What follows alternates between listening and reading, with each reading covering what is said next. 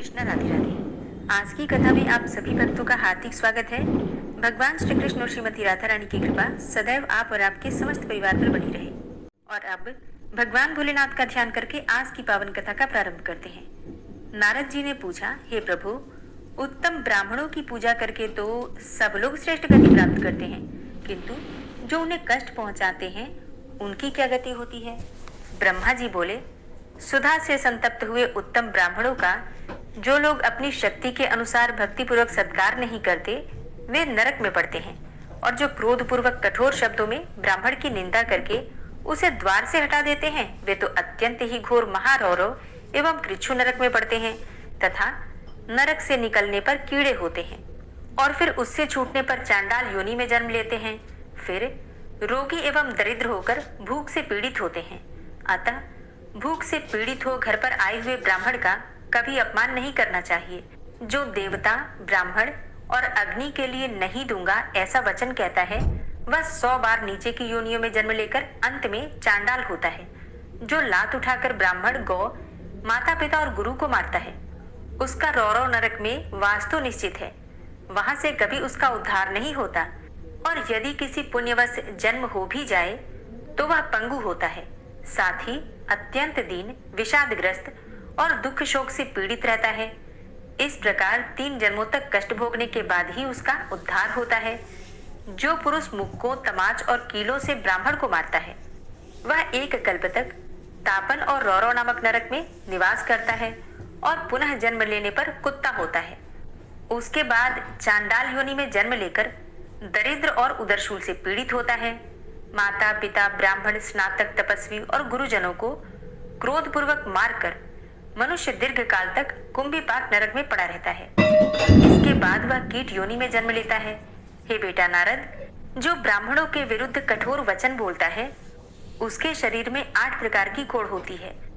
खुजली, दाद, मंडल, काली कोढ़, सफेद कोढ़ और तरुण कुष्ठइन में काली कोढ़, सफेद कोढ़ और अपना दारुण तरुण कुष्ठ, ये 3 महाकुष्ठ माने गए हैं जो जानबूझकर महापातक में प्रवृत्त होते हैं अथवा महापातकी पुरुषों का संग करते हैं अथवा अहिपातक का आचरण करते हैं।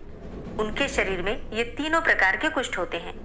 संसर्ग से अथवा परस्पर संबंध होने से मनुष्यों में इस रोग का संक्रमण होता है, इसलिए विवेकी पुरुष कोढ़ी से दूर ही रहें।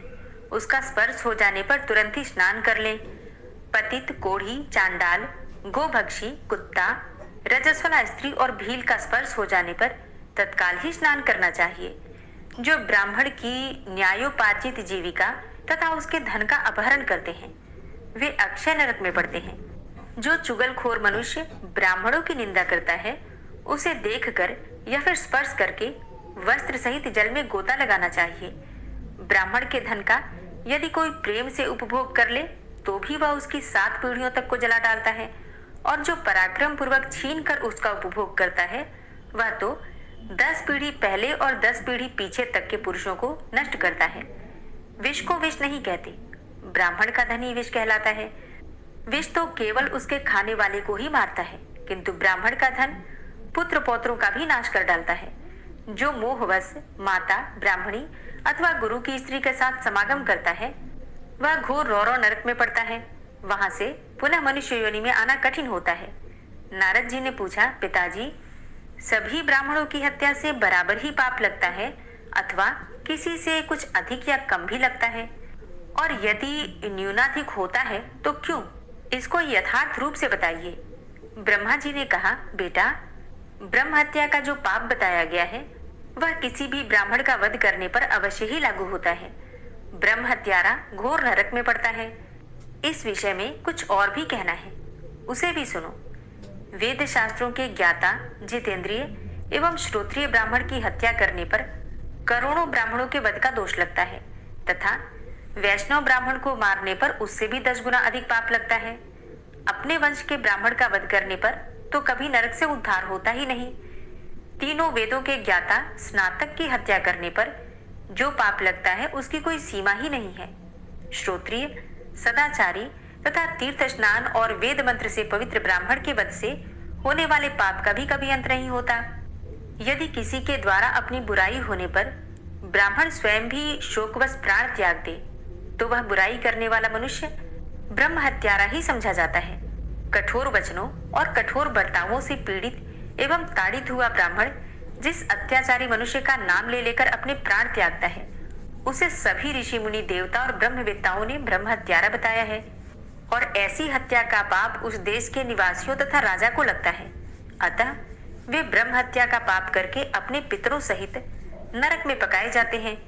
विद्वान पुरुष को चाहिए कि वह मरण पर्यंत उपवास अर्थात अनशन करने वाले ब्राह्मण को मनाए, उसे प्रसन्न करके अनशन तोड़ने का प्रयत्न करे। यदि किसी निर्दोष पुरुष को निमित्त बनाकर कोई ब्राह्मण अपने प्राण त्यागता है, तो वह स्वयं ही ब्रह्म हत्या के घोर पाप का भागी होता है। जिसका नाम लेकर मरता है वह नहीं, जो अधम ब्राह्मण अपने कुटुंबी का वध करता है, उसको भी ब्रह्म हत्या का पाप लगता है। यदि कोई आतताई ब्राह्मण युद्ध के लिए अपने पास आ रहा हो और प्राण लेने की चेष्टा करता हो, तो उसे अवश्य मार डालें। इससे वह ब्रह्म हत्या का भागी नहीं होता। जो घर में आग लगाता है, दूसरे को जहर देता है, धन चुरा लेता है, सोते हुए को मार डालता है तथा खेत और स्त्री का अपहरण करता है, ये आतताई माने गए हैं। संसार में ब्राह्मण के समान दूसरा कोई पूजनीय नहीं है, वह जगत का गुरु है। ब्राह्मण को मारने का जो पाप होता है, उससे बढ़कर दूसरा कोई पाप है ही नहीं। फिर नारद जी ने पूछा, हे सुरश्रेष्ठ, पाप से दूर रहने वाले द्विज को किस वृत्ति का आश्रय लेकर जीवन निर्वाह करना चाहिए, इसका यथावत वर्णन कीजिए। ब्रह्मा जी ने कहा, बेटा, बिना मांगे मिली हुई भिक्षा उत्तम वृत्ति बताई गई है। उच्च वृत्ति उससे भी उत्तम है। वह सब प्रकार की वृत्तियों में श्रेष्ठ और कल्याणकारिणी है। श्रेष्ठ मुनिगण उच्च वृत्ति का आश्रय लेकर ब्रह्म पद को प्राप्त होते हैं। यज्ञ में आए हुए ब्राह्मण को यज्ञ की समाप्ति हो जाने पर यजमान से जो दक्षिणा प्राप्त होती है, वह उसके लिए ग्राह्य वृत्ति है। द्विजों को पढ़ाकर या यज्ञ कराकर उसकी दक्षिणा लेनी चाहिए। पठन पाठन तथा उत्तम मांगलिक शुभ कर्म करके भी उन्हें दक्षिणा ग्रहण करनी चाहिए। यही ब्राह्मणों की जीविका है। दान लेना उनके लिए अंतिम वृत्ति है। उनमें जो शास्त्र के द्वारा जीविका चलाते हैं, वे धन्य हैं। वृक्ष और लता के सहारे जिनकी जीविका चलती है, वे भी धन्य है। ब्राह्मणोचित वृत्ति के अभाव में ब्राह्मणों को क्षत्रिय वृत्ति से जीवन निर्वाह करना चाहिए। उस अवस्था में न्याय युक्त युद्ध का अवसर उपस्थित होने पर युद्ध करना उनका कर्तव्य है। उन्हें उत्तम वीर व्रत का आचरण करना चाहिए। ब्राह्मण क्षत्रिय वृत्ति के द्वारा राजा से जो धन प्राप्त करता है, वह श्राद्ध और यज्ञ आदि में दान के लिए पवित्र माना गया है। उस ब्राह्मण को सदा पाप से दूर रहकर वेद और धनुर्वेद दोनों का अभ्यास करना चाहिए। जो ब्राह्मण न्यायोचित युद्ध में सम्मिलित होकर संग्राम में शत्रु का सामना करते हुए मारे जाते हैं, वे वेद पाठियों के लिए भी दुर्लभ परम पद को प्राप्त होते हैं। धर्म युद्ध का जो पवित्र बर्ताव है, उसका यथार्थ वर्णन सुनो। धर्म युद्ध करने वाले योद्धा सामने लड़ते हैं, कभी कायरता नहीं दिखाते, तथा जो पीठ दिखा चुका हो, जिसके पास कोई हथियार न हो और जो युद्ध भूमि से भागा जा रहा हो, ऐसे शत्रु पर पीछे की ओर से प्रहार नहीं करते। जो दुराचारी सैनिक विजय की इच्छा से डरपोक, युद्ध से विमुख, पतित, मूर्छित, असत शूद्र, स्तुति प्रिय और शरणागत शत्रु को युद्ध में मार डालते हैं, वे नरक में पड़ते हैं।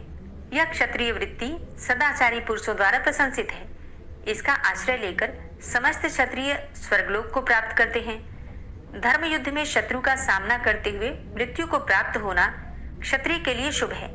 वह परम पवित्र होकर सब पापों से मुक्त हो जाता है और एक कल्प तक स्वर्गलोक में निवास करता है। उसके बाद सार्वभौम राजा होता है। उसे सब प्रकार के भोग प्राप्त होते हैं। उसका शरीर निरोग और कामदेव के समान सुंदर होता है। उसके पुत्र धर्मशील, सुंदर, समृद्धिशाली और पिता की रुचि के अनुकूल चलने वाले होते हैं। इस प्रकार क्रमशः 7 दिनों तक वे क्षत्रिय उत्तम सुख का उपभोग करते हैं। इसके विपरीत जो अन्याय पूर्वक युद्ध करने वाले हैं, उन्हें चिरकाल तक नरक में निवास करना पड़ता है। इस तरह ब्राह्मणों को श्रेष्ठ क्षत्रिय वृत्ति का सहारा लेना उचित है। उत्तम ब्राह्मण आपत्ति काल में वैश्य वृत्ति से एवं खेत आदि से भी जीविका चला सकता है। उसे चाहिए कि वह दूसरों के द्वारा खेती और व्यापार का काम कराए, स्वयं ब्राह्मणोचित कर्म का त्याग न करे। वैश्य वृत्ति का आश्रय लेकर यदि ब्राह्मण झूठ बात या किसी वस्तु की बहुत बढ़ा चढ़ाकर प्रशंसा करे, तो लोगों को ठगने के कारण वह दुर्गति को प्राप्त होता है। भीगे हुए द्रव्य के व्यापार से बचा रहकर ब्राह्मण कल्याण का भागी होता है। तौल में कभी असत्यपूर्ण बर्ताव नहीं करना चाहिए, क्योंकि तुला धर्म पर ही प्रतिष्ठित होती है। जो तराजू पर तौलते समय छल करता है वह नरक में पड़ता है, और जो द्रव्य तराजू पर चढ़ाई बिना ही बेचा जाता है उसमें भी झूठ कपट का त्याग कर देना चाहिए। इस प्रकार मिथ्या बर्ताव नहीं करना चाहिए, क्योंकि मिथ्या व्यवहार से पाप की उत्पत्ति होती है। सत्य से बढ़कर धर्म और झूठ से बढ़कर दूसरा कोई पाप नहीं है। अतः सब कार्यों में सत्य को ही श्रेष्ठ माना गया है। यदि एक ओर 1000 अश्वमेघ यज्ञ का पुण्य और दूसरी ओर सत्य को तराजू पर रखकर तोला जाए तो 1000 अश्वमेध यज्ञों की अपेक्षा सत्य का ही पलड़ा भारी होता है। जो समस्त कार्यों में सत्य बोलता और मिथ्या का परित्याग करता है वह सब दुखों से पार हो जाता है और अक्षय स्वर्ग का उपभोग करता है। ब्राह्मण दूसरों के द्वारा व्यापार का काम करा सकता है, किंतु उसे झूठ का त्याग करना ही चाहिए। उसे चाहिए कि जो मुनाफा हो उसमें से पहले तीर्थों में दान करे, जो शेष बचे उसका स्वयं उपभोग करे।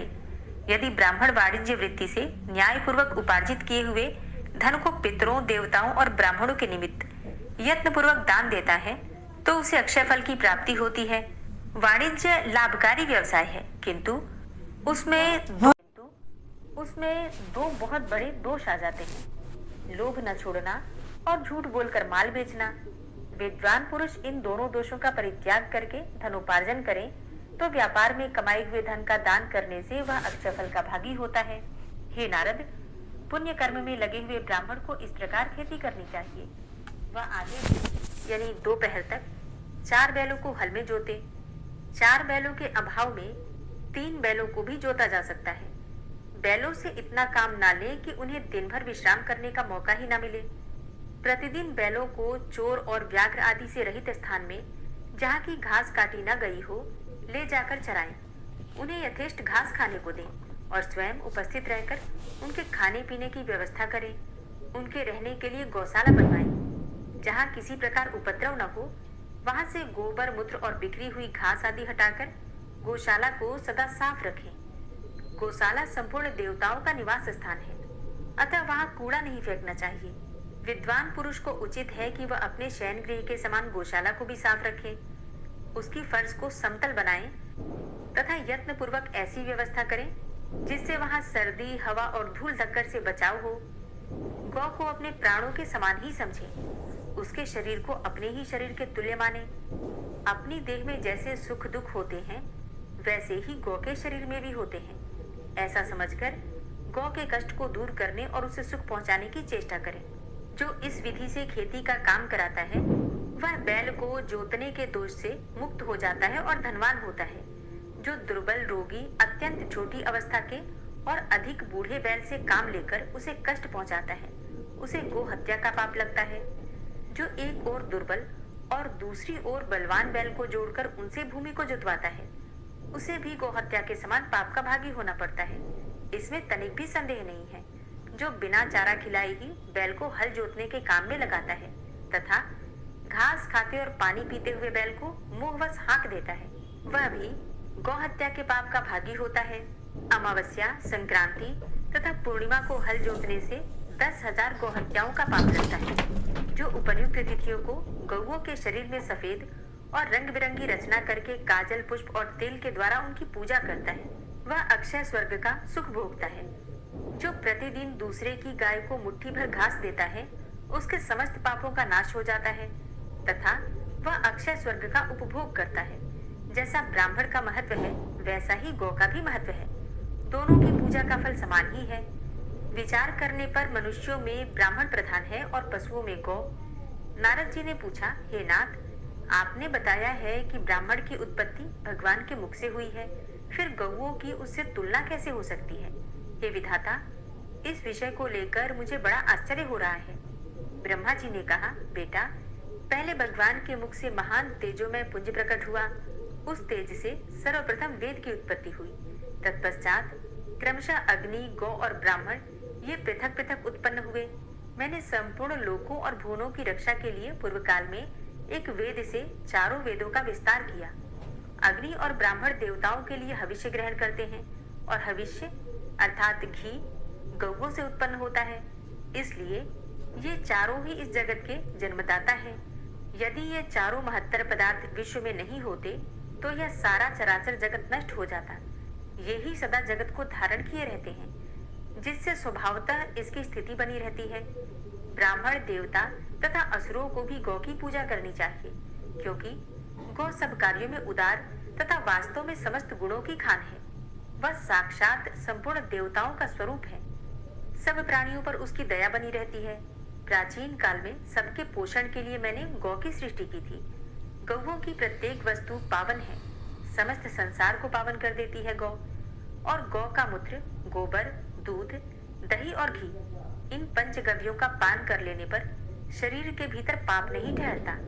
इसलिए धार्मिक पुरुष प्रतिदिन गौ के दूध, दही और घी खाया करते हैं।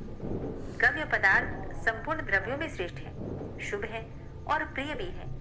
जिसको गाय का दूध, दही और घी खाने का सौभाग्य नहीं प्राप्त होता, उसका शरीर मल के समान है। अन्न आदि 5 रात्रि तक, दूध 7 रात्रि तक, दही 20 रात्रि तक और घी 1 मास तक शरीर में अपना प्रभाव रखता है। जो लगातार 1 मास तक बिना गव्य का भोजन करता है, उस मनुष्य के भोजन में प्रेतों को भाग मिलता है। इसलिए प्रत्येक युग में सब कार्यों के लिए एकमात्र गौ ही प्रशस्त मानी गई है। गौ सदा धर्म, अर्थ, काम और मोक्ष, ये चारों पुरुषार्थ प्रदान करने वाली है। जो गौ की एक बार प्रदक्षिणा करके उसे प्रणाम करता है, वह सब पापों से मुक्त होकर अक्षय स्वर्ग का उपभोग करता है। जैसे देवताओं के आचार्य बृहस्पति जी वंदनीय हैं, जिस प्रकार भगवान लक्ष्मीपति सबके पूज्य हैं, उसी प्रकार गौ भी वंदनीय और पूजनीय है। जो मनुष्य प्रातःकाल उठकर गौ और उसके घी का स्पर्श करता है, वह सब पापों से मुक्त हो जाता है। गौएं दूध और घी प्रदान करने वाली है। वे घृत की उत्पत्ति का स्थान और घी की उत्पत्ति में कारण है। वे घी की नदियां हैं। ऐसी गौएं सदा मेरे घर पर मौजूद रहें। घी मेरे संपूर्ण शरीर और मन में स्थित रहे। गौएं सदा मेरे आगे रहें, वे ही मेरे पीछे रहें। मेरे सब अंगों को गौओं का स्पर्श प्राप्त हो, मैं गौओं के बीच में निवास करूं। इस मंत्र को प्रतिदिन संध्या और सवेरे के समय शुद्ध भाव से आचमन करके जपना चाहिए। ऐसा करने से उसके सब पाप का क्षय हो जाता है तथा वह स्वर्ग लोक में पूजित होता है। जैसे गौ आदरणीय है, वैसे ब्राह्मण, जैसे ब्राह्मण है वैसे भगवान श्री विष्णु, तो जैसे भगवान श्री विष्णु है वैसी ही श्री गंगा जी भी हैं। ये सभी धर्म के साक्षात स्वरूप माने गए हैं। गौएं मनुष्यों की बंधु हैं और मनुष्य गौओं के बंधु हैं। इसलिए जिस घर में गौ नहीं है वह बंधु रहित गृह है। छहों अंगों, पदों और क्रम सहित संपूर्ण वेद गौओं के मुख में ही निवास करते हैं। उनके सींगों में भगवान श्री शंकर और श्री विष्णु सदा विराजमान रहते हैं। गौओं के उदर में कार्तिकेय, मस्तक में ब्रह्मा, ललाट में महादेव जी, सींगों के अग्रभाग में इंद्र, दोनों कानों में अश्विनी कुमार, नेत्रों में चंद्रमा और सूर्य, दांतों में गरुड़, जिह्वा में सरस्वती देवी, अपान अर्थात गुदा में संपूर्ण तीर्थ, मूत्र स्थान में गंगा जी, रोमकूपों में ऋषि, मुख और पृष्ठ भाग में यमराज, दक्षिण पार्श्व में वरुण और कुबेर, वाम पार्श्व में तेजस्वी और महाबली यक्ष, मुख के भीतर गंधर्व, नासिका के अग्रभाग में सर्प, खुरों के पिछले भाग में अप्सराएं, गोबर में लक्ष्मी, गोमूत्र में पार्वती, चरणों के अग्रभाग में आकाशचारी देवता, रंभाने की आवाज में प्रजापति और थनों में भरे हुए चारों समुद्र निवास करते हैं। जो प्रतिदिन स्नान करके गौ का स्पर्श करता है, वह मनुष्य सब प्रकार के स्थूल पापों से भी मुक्त हो जाता है। जो गौओं के खुर से उड़ी हुई धूल को सिर पर धारण करता है, वह मानो तीर्थ के जल में स्नान कर लेता है और सब पापों से छुटकारा पा लेता है। नारद जी ने पूछा, हे गुरुश्रेष्ठ, हे परमेष्ठिन, विभिन्न रंगों की गौओं में किसके दान से क्या फल प्राप्त होता है, इसका तत्व बतलाइए।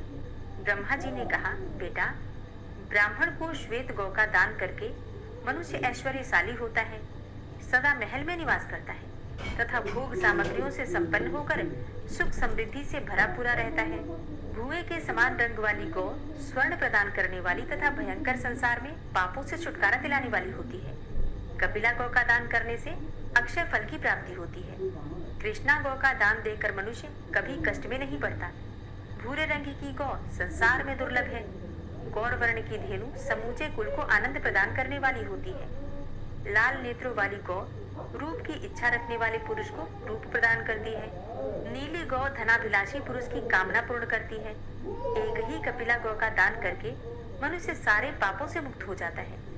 बचपन, जवानी और बुढ़ापे में जो भी पाप किया गया है, क्रिया से, वचन से तथा मन से भी जो पाप बन गए हैं, उन सब का कपिला गौ के दान से क्षय हो जाता है और दाता पुरुष विष्णु रूप होकर वैकुंठ में निवास करता है।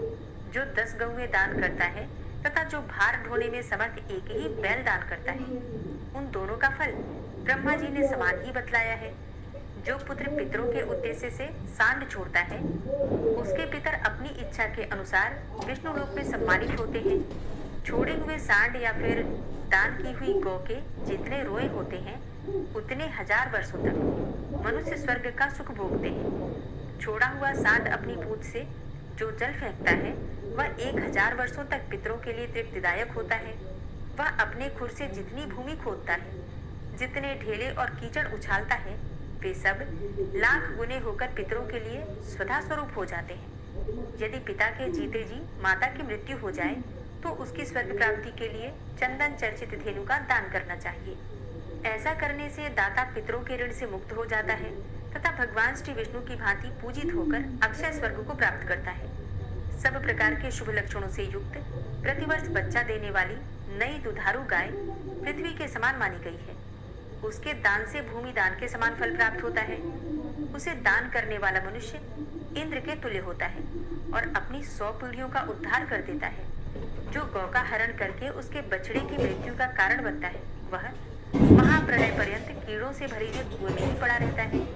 गौओं का वध करके मनुष्य अपने पितरों के साथ घोर रौरव नरक में पड़ता है तथा उतने ही समय तक अपने पाप का दंड भोगता रहता है। जो इस पवित्र कथा को एक बार भी दूसरों को सुनाता है, उसके सब पापों का नाश हो जाता है तथा वह देवताओं के साथ आनंद का उपभोग करता है। और जो इस परम पुण्यमय प्रसंग का श्रवण करता है, वह 7 जन्मों के पापों से तत्काल ही मुक्त हो जाता है। हरे कृष्णा। आज की कथा का यहीं पर समापन करती हूँ।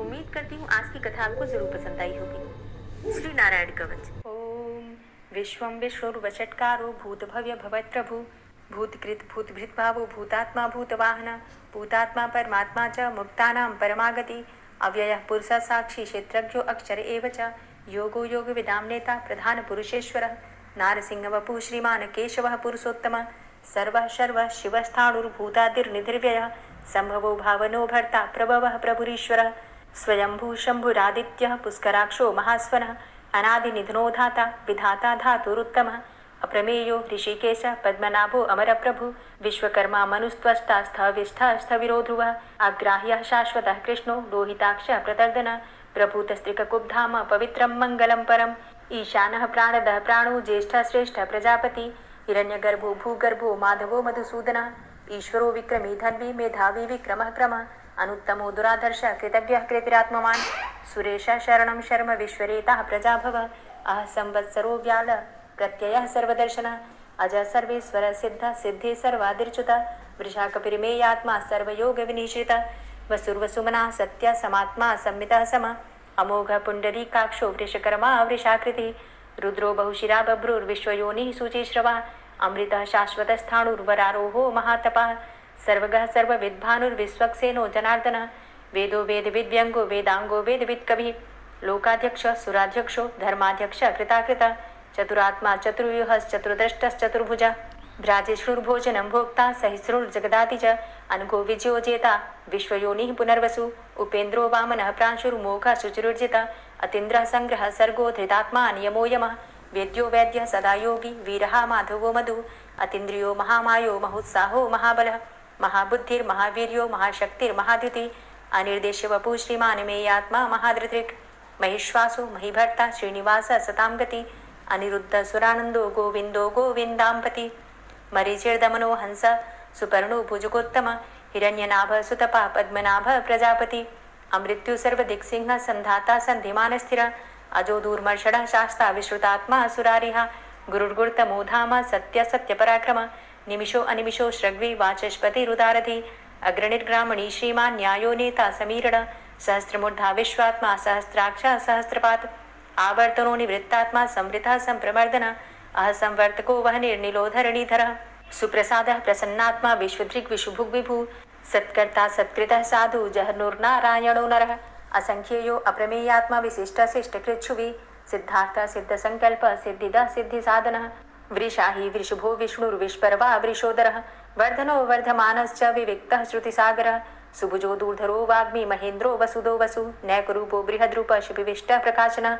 ओजस्तेजो द्युतिधर प्रकाशात्मा प्रतापनः रिद्धस्पष्टाक्षरो मन्त्रश्चन्द्रांशुर्भास्करदुतिः अमृतांशुद्भवो भानु शशबिन्दुः सुरेश्वरः औषधं जगतः सेतु सत्यधर्म पराक्रमः भूतभव्य भवन्नाथ पवनः पावनो नलः कामः कामकृत्कान्तः कामः कामप्रदः प्रभु युगाधिकृत युगावर्तो नैकमायो महाशनः अदृश्यो अव्यक्तरूपश्च सहस्रजित् अनन्तजित् इष्टो अविशिष्ट शिष्टेष्ट शिखण्डी नहुसो वृष क्रोधः क्रोधकृत्कर्ता विश्वबाहुर्महीधरः अच्युतः प्रतितः प्राणः प्राणदो वासवानुजः अपां निधिर्धिष्ठानं प्रमत्तः प्रतिष्ठितः स्कन्दः स्कन्दधरो धूर्यो वरदो वायुवाहनः वासुदेवो बृहद्भानुरादिदेवः पुरन्दरः अशोकस्तारणस्तारः शूरः सौरिर्जनेश्वरः अनुकूलः शतावर्त पद्मी पद्मनिवेक्षणः पद्मनाभो अरविन्दाक्ष पद्मगर्भ शरीरभृत् महर्धिरिद्धो वृद्धात्मा महाक्षो गरुडाध्वजः अतुलः शरभो भीमो समयज्ञो हविर्हरि सर्वलक्षणलक्षण्यो लक्ष्मीवान् समितिञ्जयः वीक्षरो रोहितो मार्गो हेतुर्दामोदरः सः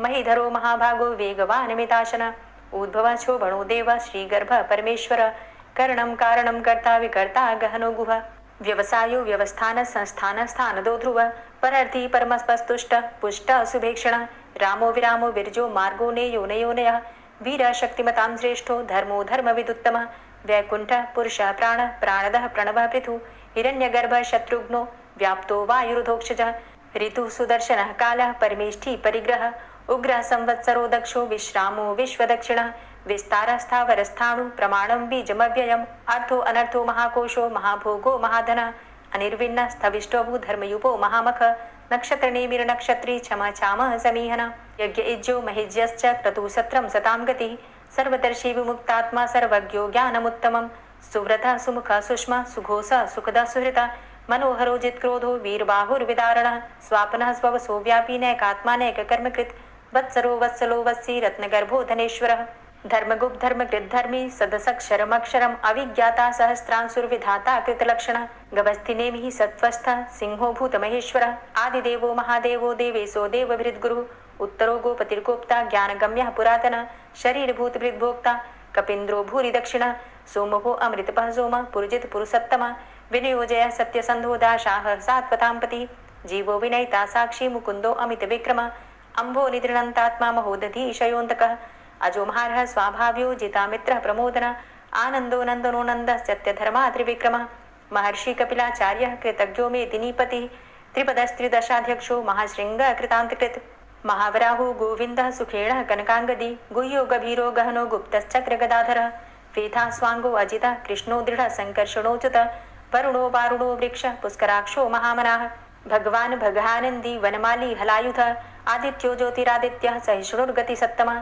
सुधन्वाखण्ड परशुर्दारुणो द्रविडप्रदः दिविस्त्रिक्सरदृग्व्यासो वाचस्पतिर्योनिजः त्रिसामा सामगः साम निर्वाणं भेषजं भिषक् संन्यासकृच्छमः शान्तो निष्ठा शान्तिः परायणं शुभाङ्गः शान्तिदः स्रष्टा कुमुदः कुबलेशय गोहितो गोपतिर्गोप्ता वृषभाक्षो वृषप्रियः अनिवर्ति निवृतात्मा संक्षेप्ता चेमकृच्छिवः श्रीवत्स्वक्षा श्रीवास श्रीपति श्रीमताम्बर श्रीदा श्रीश श्रीनिवास श्रीनिधि श्रीविभावन श्रीधर श्रीकर श्रेय श्रीमान लोकत्रयाश्रय स्वक्ष स्वंग शतानंदो नंदिर्ज्योतिर्गणेश्वर विजितात्मा विधेयात्मा सत्कीर्तिश्छिन्न संशय उदीर्ण सर्वतक्षसुर निशा शाश्वत स्थिर भूषयो भूषणो भूतिर्विशोकः शोकनाशन अर्चिष्मान अर्चित कुंभो विशुद्धात्मा विशोधन अनिरुद्धो अप्रतिरथ प्रद्युम्नो अमित विक्रम कालिनेमि निहावीर शौरी सूर्यजनेश्वर त्रिलोकात्मा त्रिलोकेशः केशवः केशिहारी कामदेवः कामपालः कामीकान्तः कृतागमः अनिर्देशव पुर्विष्णोर्वीरो अनन्तो धनञ्जयः ब्रह्मण्यो ब्रह्मकृत् ब्रह्मा ब्रह्म ब्रह्म विवर्धन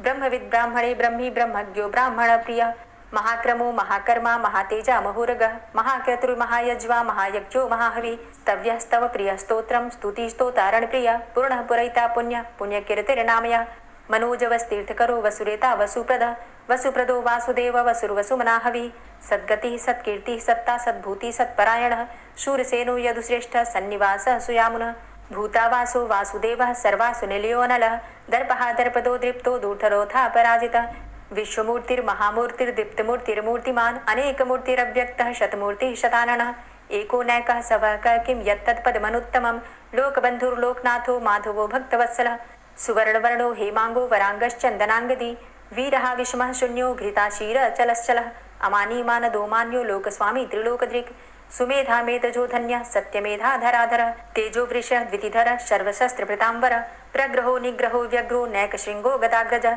चतुर्मूर्तिश्चतुर्बाहुश्चतुर्व्यूहश्चतुर्गति चतुरात्मा चतुर्भावश्चतुर्वेदविदेकपात् समावर्तो अनुवृतात्मा दुर्जयो दुरतिक्रम दुर्लभो दुर्गमो दुर्गो दुरावासो दुरारिहा शुभांगो लोकसारंगः सुतन्तुस्तन्तुवर्धन इंद्रकर्मा महाकर्मा कृतकर्मा कृतागमः उद्भवः सुन्दरः सुन्दो रत्ननाभः सुलोचनः अर्को वाजसनः शृङ्गी जयन्तः सर्वविजयी सुवर्णबिन्दुरक्षोभ्य सर्वभागीश्वरेश्वरः महाहृदो महागर्तो महाभूतो महानिधि कुमुदः कुन्दरः कुन्दः पर्जन्यः पावनो नीलः अमृताशो अमृतवपुः सर्वज्ञः सर्वतोमुखः सुलभः सुव्रतः सिद्धः शत्रुजित् शत्रुतापनः न्यग्रोधो दुम्बरो अस्वस्थश्चाणुरान्ध्रनिषूदनः सहस्रार्चिः सप्तजिह्वः सप्तैधा सप्तवाहनः अमूर्तिरणघो अचिन्त्यो भयकृद् भयनाशनः अणुर्बृहत्कृशः स्थूलो गुणभृन्निर्गुणो महान् अधृतः स्वधृतः स्वास्य प्राग्वंशो वंशवर्धनः भारभृति कथितो योगी योगी स सर्वकामद आश्रम श्रमण छाम सुपर्णो वायुवाहन धनुर्धरो धनुर्वेदो दण्डोदमयितादम